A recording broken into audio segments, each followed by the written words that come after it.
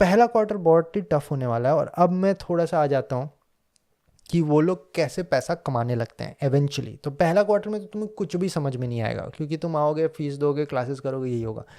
फिर क्या करते हैं यहाँ पे इंडियंस या जो भी चाइनीज़ या फिर जो भी दूसरे कंट्री से आते हैं, चाइनीज़ के लिए थोड़ा इजी होता है क्योंकि उसका 1:10 होता है, रुपीज़ सॉरी यूएसडी, और उनका करेंसी जो है इंडिया में 1:80 होता है, ठीक है। तो उनके लिए थोड़ा इजी होता है वो सब बात दूर में। तुम बोलो बाशिश में चाइनीज़ थोड़ी हो यार, ढंग से बताना। तो आते हैं इंडियंस पे, ठीक है। तो इंडियंस आते हैं यूएस, तो पहला क्वार्टर में वो खोजना चालू करते हैं, भाई प्रोफेसर खोजो, जो भी काम हो मैं कर लूँगा, उनके लैब का जो भी काम है मैं कर लूँगा, जो भी नहीं आता मुझे मैं सीख लूँगा।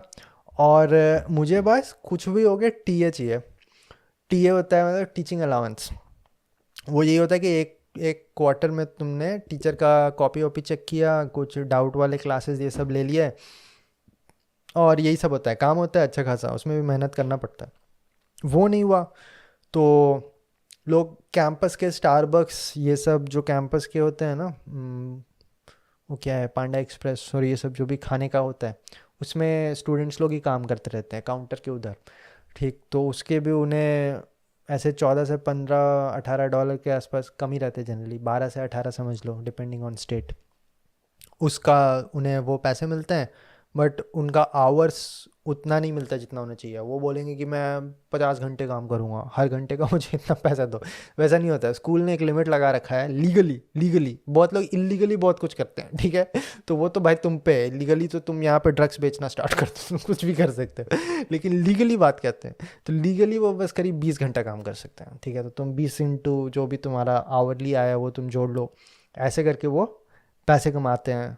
इसमें बेस्ट, अव्वल टॉप का जो होता है वो होता है GSR, that is graduate student researcher. इसमें तुम्हें कॉपी भी चेक नहीं करना होता है, काउंटर के पीछे बैठ के तुम्हें कैश लेके और क्रेडिट कार्ड नहीं लेना होता, और please donate $0.4 to this charity भी नहीं करना पड़ता।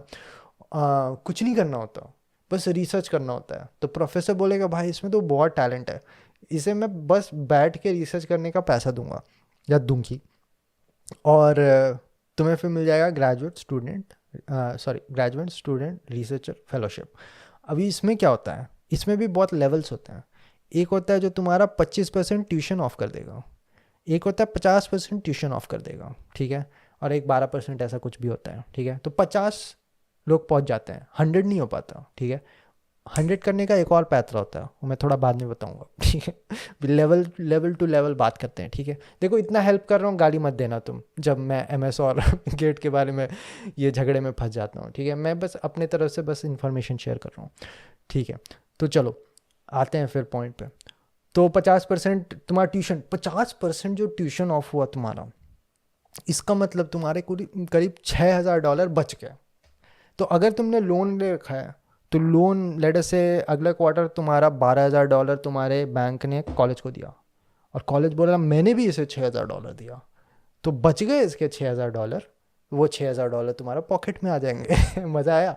तो तुम उसे लोन को पे ऑफ करने के लिए यूज़ कर सकते हो, या फिर तुम अय्याशी करने में यूज़ कर सकते हो, तो तुम पे डिपेंड करता है, ठीक है।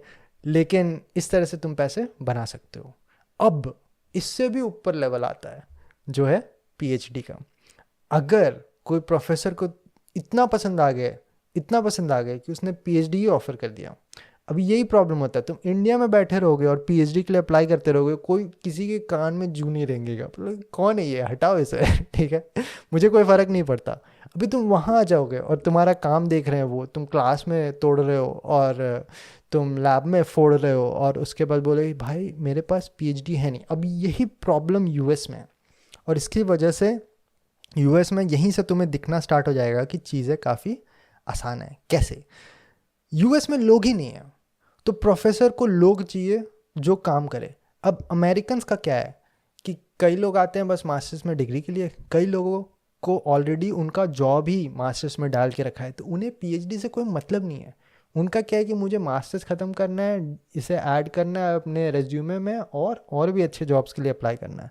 लेकिन जब आता है कि ये जो बाहर से आए हैं, लेट्स से इंडियंस, तो इनका रहता है कि हाँ मैं तो कुछ भी कर लूँगा, पैसे चाहिए, पैसे चाहिए मुझे, उसके लिए मैं लैब में काम कर लूँगा, तुम पीएचडी दो मैं पीएचडी कर लूँगा। तो तुमने पीएचडी ले लिया, ठीक है, लेकिन तुम्हारी पीएचडी में अभी लगेगी करीब 4 साल, तो वो तुम्हारे लिए प्रॉब्लम है।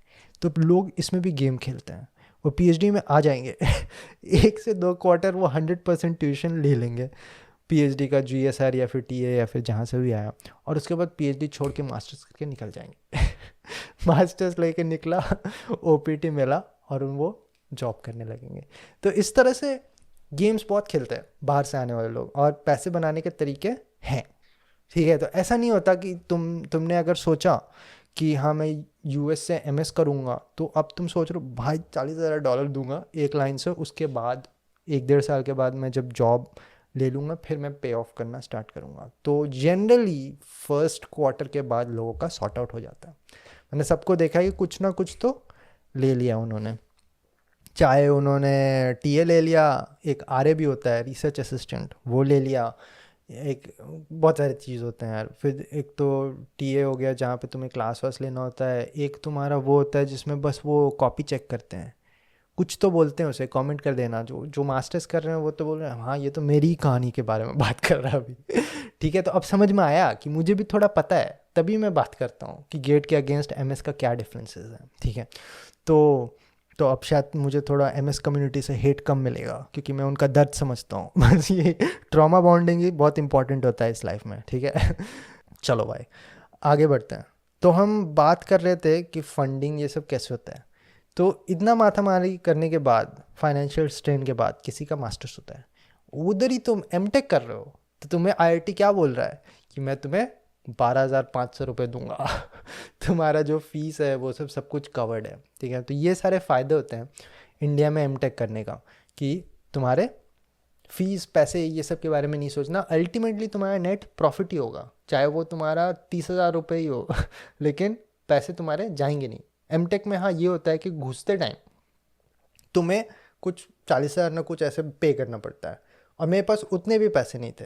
यही एक रीज़न था कि मैंने बार्क चूज़ किया, क्योंकि बार्क में क्या होता है कि तुम चले और उसके बाद तुम्हें बोला कि हाँ बस यहाँ पे साइन कर दो, ये तुम्हारा बॉन्ड अमाउंट है साइन कर दिया, ठीक है अब आ जाओ क्लास करना स्टार्ट करो, और पहला महीना एंड होगा, बोला ये लो 27,000 रुपये, ठीक है। तो उसमें तुम्हारा वो भी नहीं था, और अभी तो 27 भी नहीं, अभी तो कुछ 50,000 मिल जाता है, ठीक। तो ये है कि एमटेक में तुम्हारा एक अर्ली ट्यूशन फीस लेते हैं, उसके बाद वो कर करके लौटा देते हैं, और तुम्हारा मंथली स्टाइपेंड रहता है, और ख़र्चा कम है बहुत, और ज्ञान ऑलमोस्ट उतना ही मिलता है, क्योंकि वो तो तुम पे डिपेंड करता है आज के इंटरनेट के डे एंड एज में।